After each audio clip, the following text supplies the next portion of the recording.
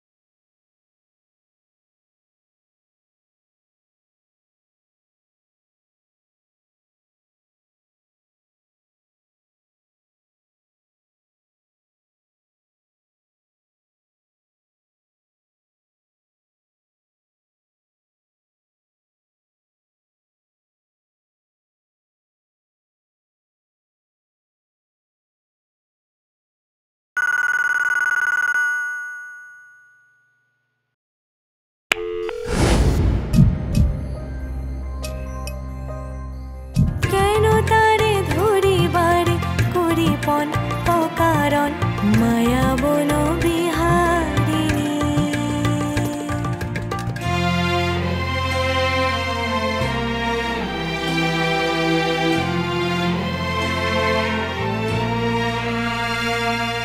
চমকিবে ফাগুনের পবনে, পুষিবে আকাশবাণী শ্রুতি।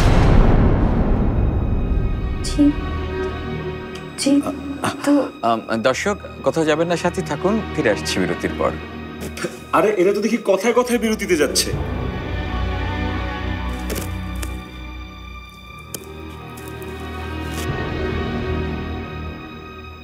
আপনি যে মানসিক ভারসাম্যহীন সেটা বুঝতে পারছেন তো? কিভাবে কি হয়েছে আমি ঠিক জানি না মো।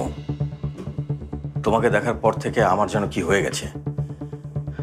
তুমি যদি বলো আমি পাগল হয়ে গেছি, হ্যাঁ সেটা হয়তো সত্য, কারণ তোমার সঙ্গে দেখা হওয়ার পর আসলে আমার ভেতরে আর কিছুই নেই।